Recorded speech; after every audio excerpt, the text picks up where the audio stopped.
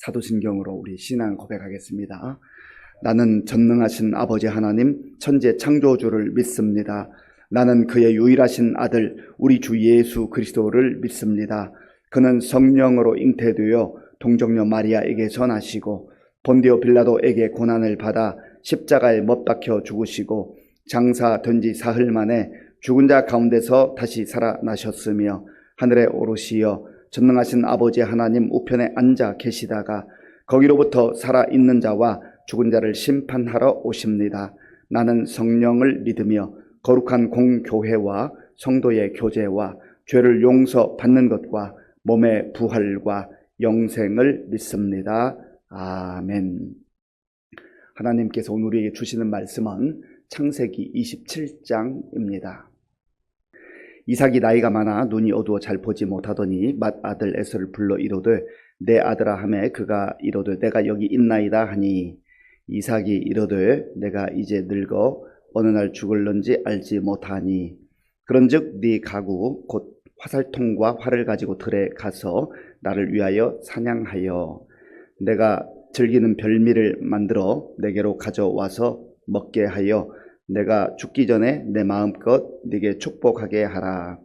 이삭이 그의 아들 에서에게 말할 때에 리브가가 들었더니 에서가 사냥하여 오려고 들로 나가매 리브가가 그의 아들 야곱에게 말하여 이르되 네 아버지가 네 형 에서에게 말씀하시는 것을 내가 들으니 이르시기를 나를 위하여 사냥하여 가져다가 별미를 만들어 내가 먹게 하여 죽기 전에 여호와 앞에서 네게 축복하게 하라 하셨으니 그런즉 내 아들아 내 말을 따라 내가 네게 명하는 대로 염소떼에 가서 거기서 좋은 염소 새끼 2마리를 내게로 가져오면 내가 그것으로 네 아버지를 위하여 그가 즐기시는 별미를 만들리니 네가 그것을 내 아버지께 가져다 드려서 그가 죽기 전에 네게 축복하기 위하여 잡수시게 하라.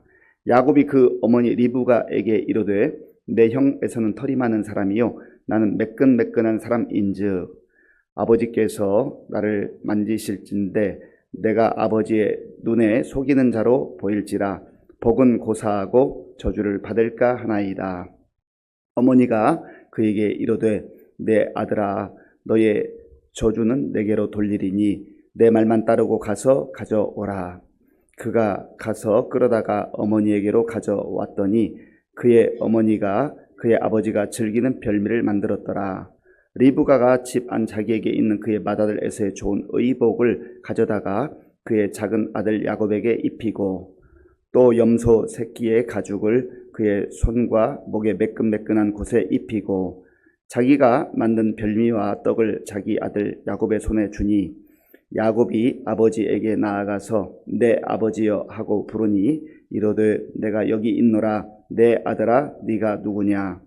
야곱이 아버지에게 대답하되 나는 아버지의 맏아들 에서로소이다. 아버지께서 내게 명하신 대로 내가 하였사오니 원하건대 일어나 앉아서 내가 사냥한 고기를 잡수시고 아버지 마음껏 내게 축복하소서.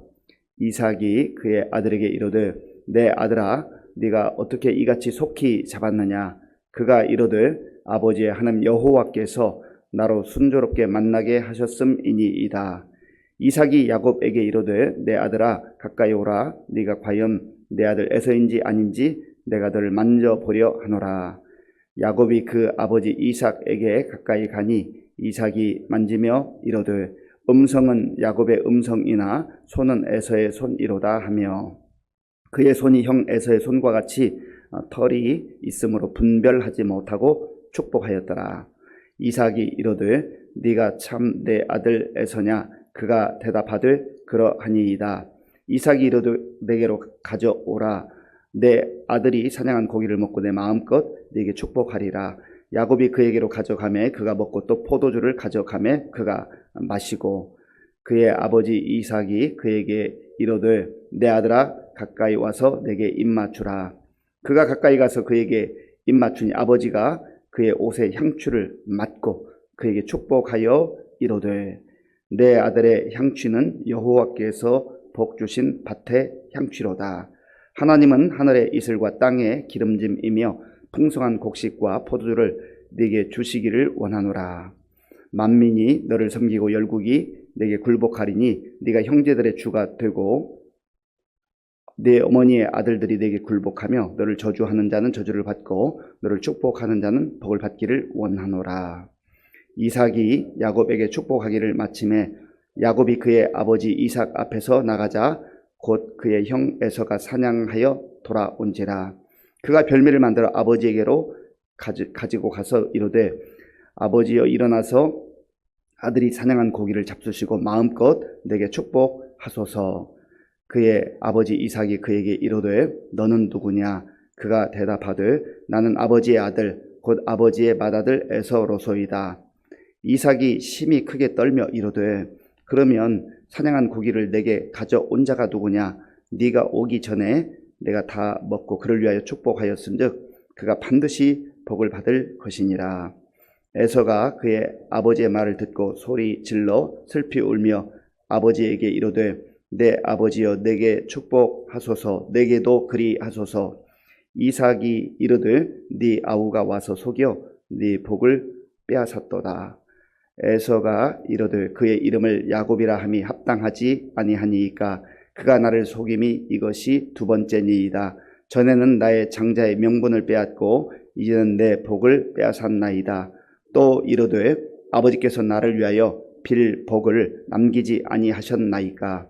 이삭이 에서에게 대답하여 이르되 내가 그를 너의 주로 세우고 그의 모든 형제를 내가 그에게 종으로 주었으며 곡식과 포도주를 그에게 주었으니 내 아들아 내가 네게 무엇을 할 수 있으랴. 아멘. 오늘 창세기 27장을 읽어보면 야곱의 인생과 에서의 인생이 완전히 이제 그들의 인생을 결정하는 중요한 장면입니다. 우리에게 주어진 1시간, 또 하루 24시간, 일주일, 그리고 한 달, 1년, 이것이 모여서 우리의 전 인생이 됩니다. 그런데 순간순간마다 우리에게 중요한 인생의 고비들이 있습니다. 전환점들이 있습니다. 그때 그러한 시기들을 어떻게 우리가 잘 선택하고 보내느냐는 굉장히 중요합니다. 오늘 본문에 보면 이삭이 나이가 많아 이제 죽을 날이 가까워 온다고 하는 것을 알게 됐습니다. 사람은 세월이 흘러가면 언젠가는 늙게 돼 있고 언젠가는 하나님의 부르심을 받을 날이 있다고 하는 것을 우리가 꼭 기억해야 합니다. 성경을 읽어보면 반드시 사람은 하나님의 섭리 가운데 이 땅에 태어나 살다가 죽을 날이 있습니다. 우리가 이걸 알고 사는 거예요. 그리고 또 한 가지 중요한 것은 죽고 그 인생으로 끝나지 않는다는 것을 성경이 우리에게 분명히 말씀합니다. 그래서 예수님께서는 이 땅에 오셔서 하나님의 나라를 선포하셨고 또 예수님 안에서 영원한 생명도 있고 또 영원한 심판도 있다고 하는 것을 분명하게 말씀하셨습니다. 막연하게 내 생각대로 그렇게 살아서는 안 된다라고 하는 거죠. 모든 만물은 하나님의 창조 섭리에 따라서 이루어진다, 진행된다 하는 거예요. 그래서 이 이삭이 자기 두 아들 에서와 야곱 가운데 쌍둥이로 태어났지만 그래도 먼저 나온 에서가 장남이지 않습니까? 에서를 불렀습니다. 불러서 너 저기 들에 가서 사냥해와라. 그래서 그 고기를 그 짐승을 가지고 별미를 만들어 오면 내가 너에게 마음껏 축복하겠다. 이 아버지로서는 이 장남인 아들에게 그렇게 축복하기를 원했습니다. 유대인의 그 관습에 의하면 이 장자, 우리나라도 사실 장남을 중요하게 생각하는 그런 문화가 있었고, 지금은 시대가 많이 달라졌습니다만은 유대인에게도 그러한 문화가 있었습니다. 그래서 이 장자가 누릴 수 있는 특권, 이제 가장이 세상을 떠나면 가장으로서의 역할도 해야 됐고, 또 유산을 받을 때는 장남이 그러한 그 책임감도 있고 또 특권이 있었는데 유산의 2배를 받을 수 있는 그러한 권리가 있었습니다. 그러니까 이 에서가 아버지의 그 말을 들었을 때 참 아버지가 연로하셔서 얼마나 힘드실까 그런 생 했겠지만 그래도 축복해 준다고 하니까 감사한 마음으로 얼른 장비를 챙겨가지고 사냥을 하러 갔습니다. 자, 우리 본문 3절과 4절 함께 읽겠습니다. 그런즉 내 기구 곧 화살통과 활을 가지고 들에 가서 나를 위하여 사냥하여 내가 즐기는 별미를 만들어 내게로 가져와서 먹게 하여 내가 죽기 전에 내 마음껏 네게 축복하게 하라. 아멘. 그래서 에서가 이제 들로 갔는데 그 이야기를 이삭의 아내 그리고 에서와 야곱의 어머니인 리브가가 들었습니다. 리브가가 듣고는 급히 야곱을 불렀어요. 야곱아, 야곱아, 내 아버지가 지금 형에게 축복해 주시겠다고 이런 말씀을 하시고, 그래서 에서가 지금 들로 갔다. 너 저기 뒤에 가서 염소 새끼 2마리를 가져와라. 그러면 내가 별미를 만들어 줄 테니 네가 가서 축복을 받아라. 참 이 장면을 보면 우리가 어떻게 이 부분을 바라봐야 될지 많은 생각이 있습니다. 그 부모가 다 자녀를 사랑하잖아요. 그런데 아마도 기질상 아버지 이삭은 아주 남자답고 씩씩하고 활동적이었던, 그리고 사냥도 잘하는 에서를 좀 좋아했던 것 같고요. 또 어머니 리브가는 약간 딸과 같이 다정하게 얘기도 하고 엄마 일도 도와주고 하는 이 야곱을 좋아했던 것 같아요. 가시적으로는 그렇습니다. 그래서 이 리브가가 그 이야기를 듣고 야곱이 복을 받았으면 좋겠다 하는 그러한 생각을 가지고 아들 야곱에게 기회를 주고 싶었던 것 같아요. 그러니까 이 야곱은 펄펄 뛰는 거죠. 아니 어머니, 형은 이 털이 많고 나는 매끈매끈한 사람인데 큰일 납니다. 오히려 축복을 받기는커녕 저주를 받을 것 같은데 저는 할 수 없습니다. 그리고 에서는 좀 씩씩하고 용감했던 반면 이 야곱은 좀 담력도 좀 없고 그런 사람이었던 것 같아요. 그러니까 그 어머니 리브가가 걱정하지 마라. 아버지께서 너를 축복해 주시겠지만 혹시 저주를 한다 할지라도 그 저주는 너에게가 아니라 내가 받겠다. 이 참 리브가의 이 말하는 거 보면 이 자식을 향한 편에 이기는 하지만 그러한 마음, 그러한 모습을 보게 되는 것이죠. 그래서 어머니의 설득에 야곱은 어찌 보면 어쩔 수 없이, 아니 그 속내에는 또 그런 마음이 있었을 거예요. 나도 축복을 받아볼까, 그런 어떤 그 사모하는 마음, 그런 마음이 있었던 것이죠. 그래서 가서 이제 염소 새끼 2마리를 가지고 와서 어머니가 갖다 드렸어요. 어머니가 별미를 이렇게 만드는데 이 리브가의 치밀한 모습을 보게 돼요. 야곱과 에서가 외형적으로 차이가 나니까 이제 에서의 옷을 가져다가 입혀줍니다. 에서인 것처럼 이렇게 최대한 꾸미려고 하는 것이죠. 왜냐하면 이삭이 지금 눈이 어두워서 잘 보지를 못하거든요. 그리고 이런 데는 전부 다 좀 털 같은 걸로 이렇게 해가지고 최대한 에서가 온 것처럼 그렇게 만들어 준 겁니다. 그래서 야곱이 아버지에게 가죠. 자, 본문 18절, 19절 제가 읽겠습니다. 야곱이 아버지에게 나아가서 내 아버지여 하고 보니 이르되 내가 여기 있노라. 내 아들아 네가 누구냐? 야곱이 아버지에게 대답하되 나는 아버지의 맏아들 에서로소이다. 아버지께서 내게 명하신 대로 내가 하였사오니 원하건대 일어나 앉아서 내가 사냥한 고기를 잡수시고 아버지 마음껏 내게 축복하소서. 아멘. 이렇게 얘기했을 때 이삭이 좀 이상할 거 아니에요. 아니 시간이 얼마 되지 않는데 어떻게 이렇게 빨리 왔는가? 그러니까 네가 어떻게 이렇게 빨리 왔느냐? 그러니까 아버지 하나님께서 저에게 순조롭게 이 짐승을 잡을 수 있도록 도와주셨습니다. 또 그 거짓말도 하는 거죠. 그래. 그 이삭은 아무리 생각해, 너 음성은 야곱의 음성인데 어찌 네 외모, 내가 한번 만져볼 테니까 이리 와라. 만져보니까 이거 뭐 털도 있고 하니까 의아한 거죠. 아마 이삭도 의아하게 생각하면서 이게 어찌 된 일인가 했을 거예요. 그리고 이제 음식을 먹었습니다. 그리고 가까이 와라. 한 번 더 확인하는 거예요. 냄새를 맡아보니까 에서의 냄새예요. 그래서 축복을 합니다. 이 과정을 보면서 우리가 여러 가지 많은 생각을 하게 되지만 사실은 창세기 25장에 있었던 사건을 우리가 주목할 필요가 있습니다.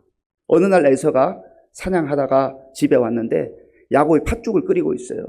그때에 에서가 너무나 배가 고파가지고 야, 그 팥죽 좀 나에게 줘라 하니까 야곱이 형의 장자의 명분을 나에게 팔면 내가 이걸 주겠다. 그때 에서가 한 말이 있습니다. 야, 지금 배고파 죽겠는데 장자의 명분이 뭐가 필요 있어?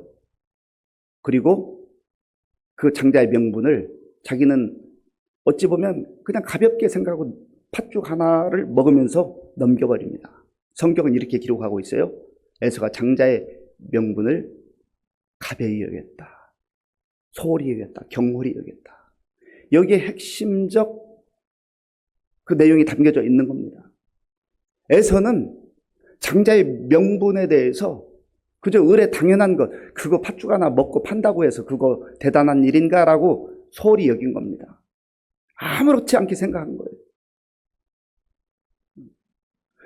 사람들의 실수, 사람들의 연약함, 사람들의 부족함, 이런 것들을 통해서라도 하나님께서는 하나님 뜻을 이루어 가시는 거예요.